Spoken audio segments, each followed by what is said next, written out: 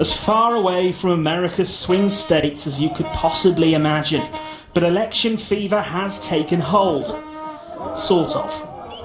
The candidates in this electoral tussle are a little unusual, even if their names are familiar. This is Obama, a large black bull from the Kenyan town of Kakamega. And this is his opponent called, what else but Romney. The two animals have been brought together for a very different kind of debate, going head to head, horn to horn, thrashing out their political differences.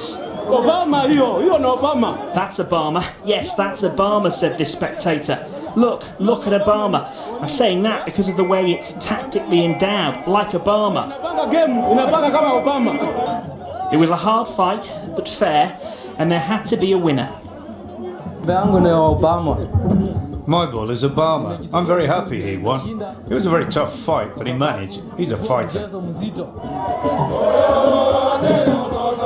Might this all be an omen? Will another candidate descended from Kenya be celebrating on Tuesday? Tim Allman, BBC News.